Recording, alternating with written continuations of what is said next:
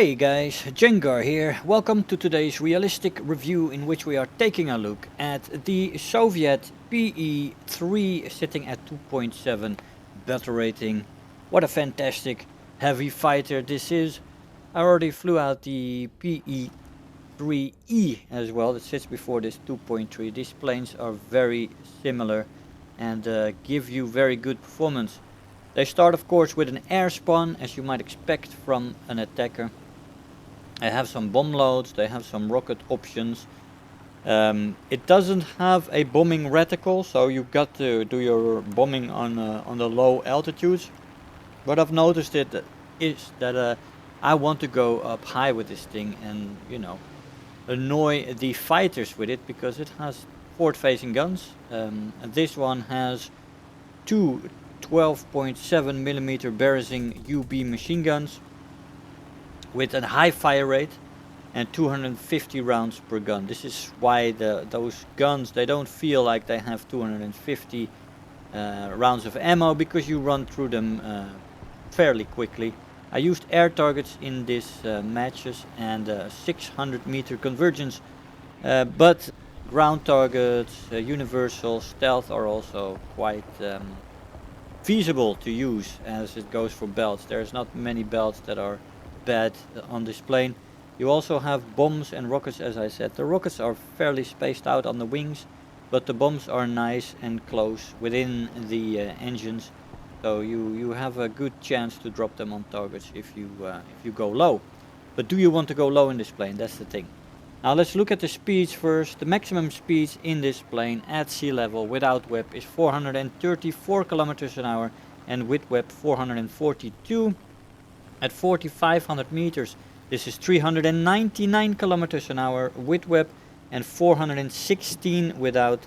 And finally at 6,500 meters, still go up to 357 kilometers an hour with WEP and 359 without WEP.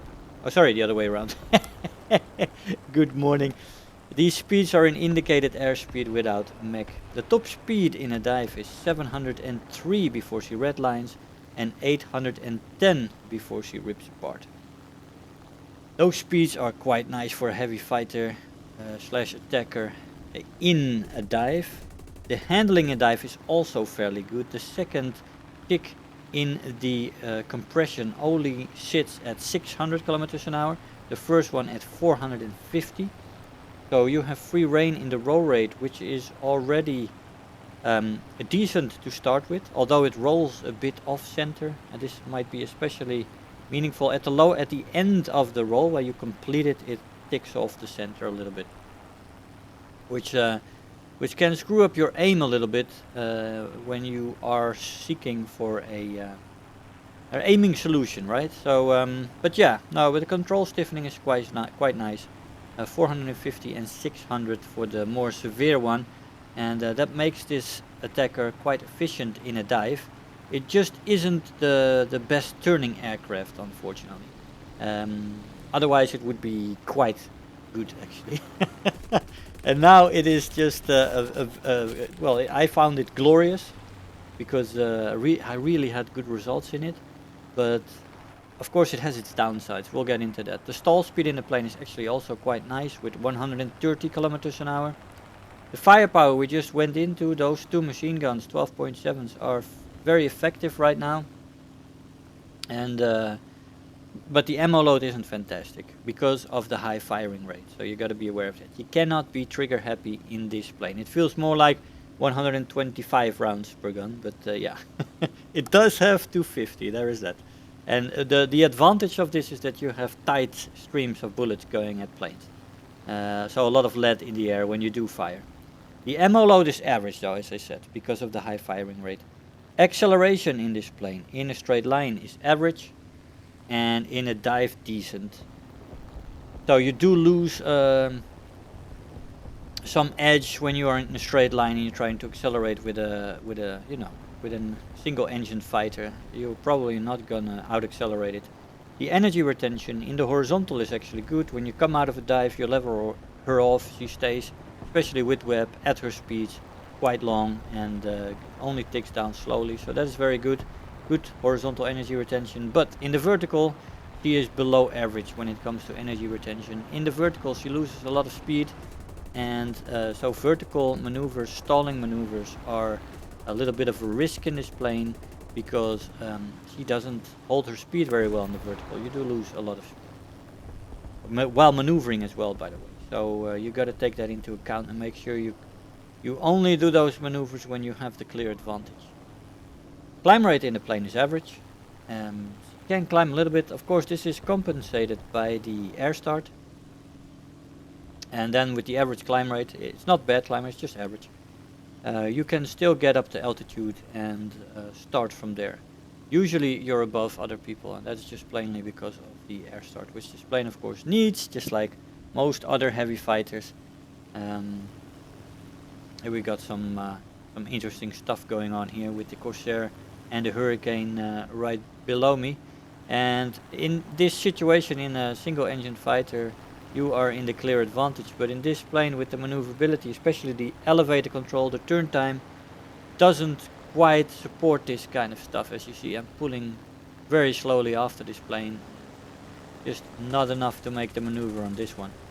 But yeah, the turn time is bad and below average with the flaps. The flaps only rip off at 550 kilometers an hour, so that's quite nice actually, only in the lower dive speeds of this plane, although you can go up to 800 before she rips, but 700 is a red line.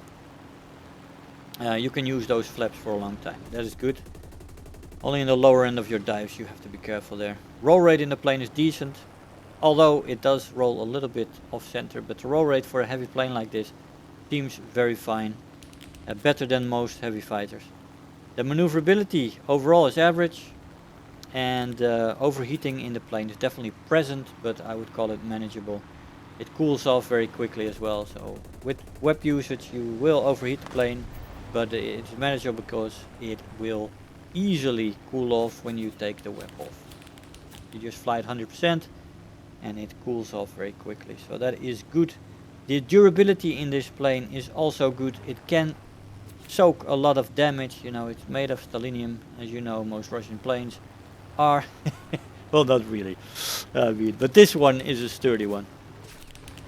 I still feel sometimes the Russian bias fable is still true, but I don't feel there's much biasing in there. I think Gaijin is doing a pretty good job of balancing things, although of course in some cases they are very wrong, but in a general sense with all the vehicles in this game, the balancing is a tough job. I think that in general they're doing a good job, although they could listen to player feedback a little bit quicker here and there. But yeah, you always keep that kind of stuff going on. But the main roles for this plane are close air support and a support fighter. Of course, as a fighter, energy fighter, it's not really an energy fighter, of course. If we go to the energy fighting department, she just doesn't have the performance in the vertical to do that very well. Boom and zooming, well, most single engine fighters will have better maneuverability in a dive than this one, although it does have good roll rate for a heavy fighter, but it can't compare there. And a turn fighter, well, that's definitely not the case, as the elevator authority here is one of the weaker points of this plane. And yeah, so you're basically down to the heavy fighter slash close air support roles, and as a close air support she does a good job. Would want to have a few more missiles, but the bombs and rocket options are not bad, and she does have 2 guns with some ammo there, so you know you can definitely do your damage on ground vehicle columns, but it's not great when it comes to the bomb loads. You know, they're just average bomb loads, and you do have rockets and you do have bombs, so it's all okay, and it is what it is. But I would much rather use this plane as a support fighter. I've noticed it many times when I'm flying on the altitudes, then I drop my bombs off and I start to use it as the support fighter that it is, and that it can fulfill the role. You don't want to be the focal point in this plane. It's the point, as it will quickly lose a dogfight with most of the fighters that it faces, but it can do an excellent job of supporting allied fighters and you know, unleashing the havoc that these guns can unleash. Rapid firing guns, 2 of them, centrally mounted, good firepower, and yeah, very enjoyable plane to fly, and she looks good as well. I think it's a very sleek aircraft that looks very good. Nice skin on her. So yeah, I quite love the Pe-3 and the one that comes before with the E behind it with a 2.3 battle rating. I like that one as well. They are very similar and good planes to fly. As I said, I never flew them before. They were both stock, so I was quite happily surprised by these aircraft.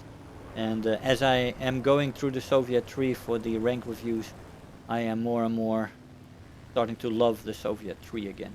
Absolutely enjoyable here. Hey guys, so here we are after the match. Yeah, so the Pe-3 2.7 battle rating, fantastic attacker. You have lots of options. This plane is very versatile. You have bomb options, you have rocket options, you have forward-facing machine guns, you have a decent turret in the back on the top, and a second one. But it is an all-round aircraft. She performs quite nicely. It is not the best in the vertical, and it is not a turner. It doesn't do great job of turning, even for a heavy fighter. But the roll rate compensates a little bit for that, makes your response times a little less, slow. And all in all, I quite like the overall picture that this plane presents. She is sturdy, she's decently fast, she's good in a dive, late compression on it, stall speed is decent, and for the rest you have two guns that work very well with an average climb rate and an air start, or average maneuverability overall. Yeah, so great plane, not many big downsides, and I absolutely loved my time in this plane. So I hope you enjoyed the review. I want to thank you all for watching, and I will see you guys next time. Bye bye. If you're new here, make sure to hit the subscribe button, become part of this community. If you are already a subscriber, don't forget to like the video, do leave me a comment, and if you really feel like helping out today, make sure to share the video with your friends and let them know about the channel.